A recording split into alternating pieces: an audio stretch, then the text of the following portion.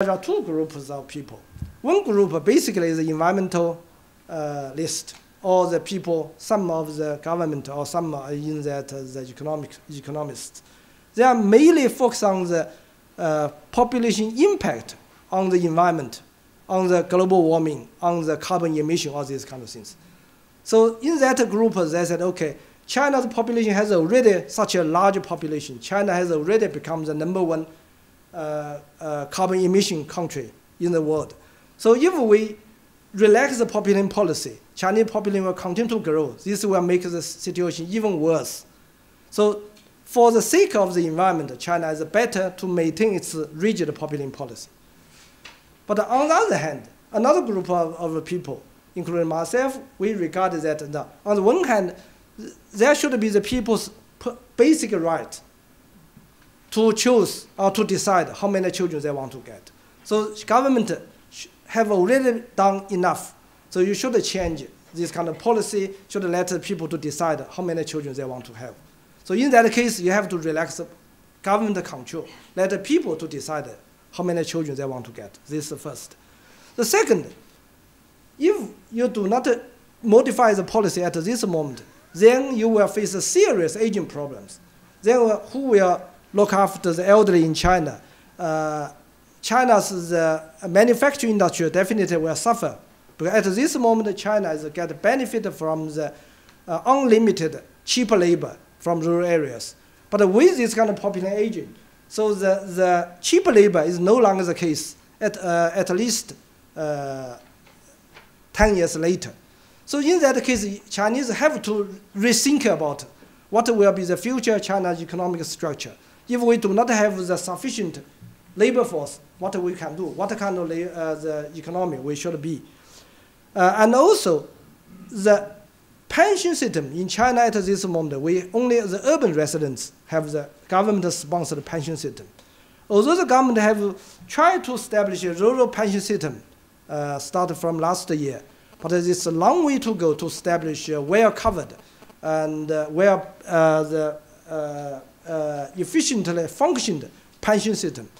With this kind of rapid population aging, almost impossible for China to establish well-functioned, well-covered these kind of pension systems. So you have to do something at this moment to partially slow down the aging process, partially provide a relatively better age structure for the future population. But of course, here still the debate is going on. So as I know that the government may take a gradual modification approaches. It means they will shift from the current rigid one-child policy in the urban area or in the coast area to a relatively relaxed urban population policy. At the same time, maintain the two-children policy for China's rural population.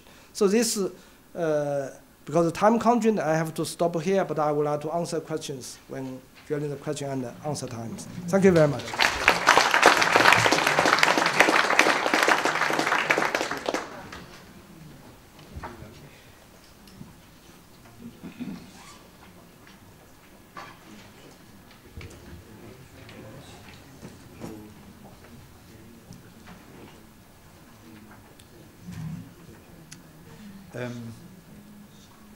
In this population and development series, we have listened to a number of lectures on the role of population as a factor in development. Most of these presentations dealt with the topic of population in general, and so far there was not yet a case study. It is therefore very appropriate that today we listened to a presentation dealing with one country in particular. And this country is not an average country, because China is the biggest country in the world. My comments,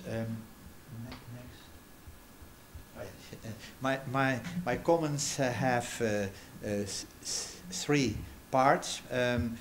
I will first describe or summarize what the population factor is and what it means. Second, I will comment some of the implications of the population trends for China, and conclusions I will draw at the end.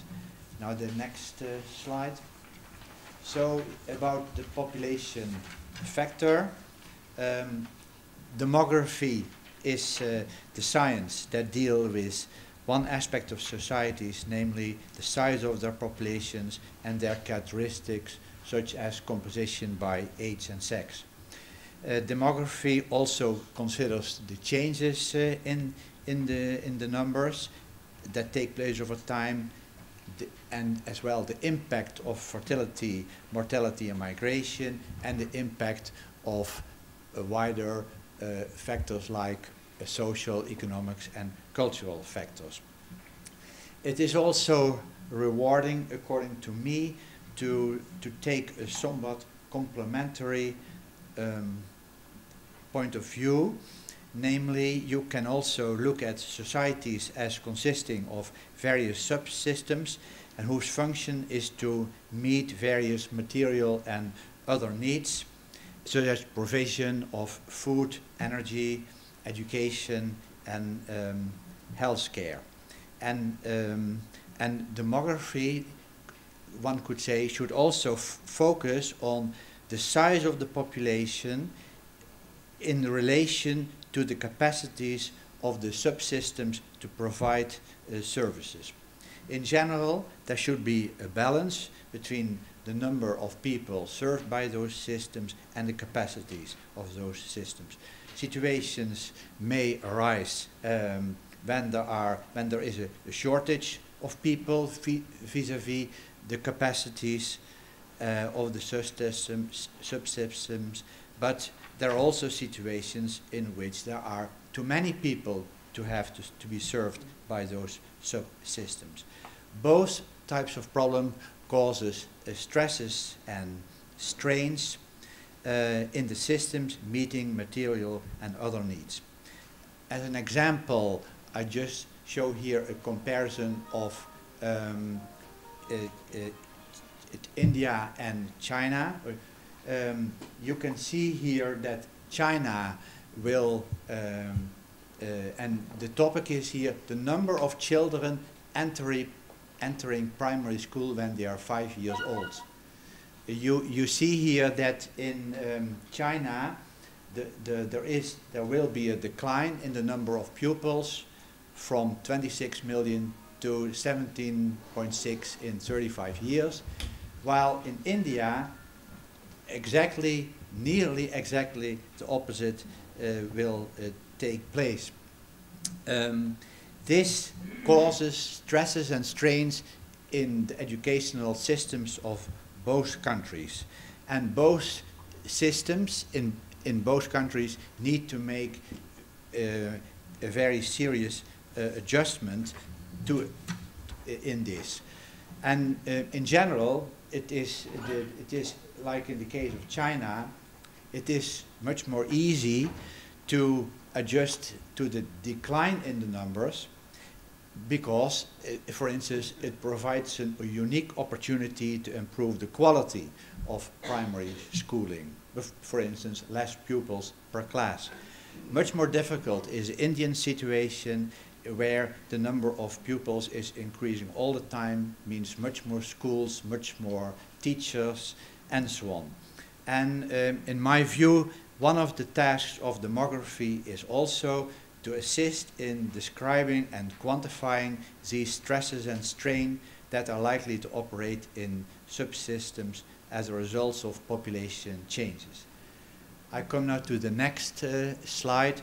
I now will I wanted to talk about two challenges that were mentioned by Professor Peng.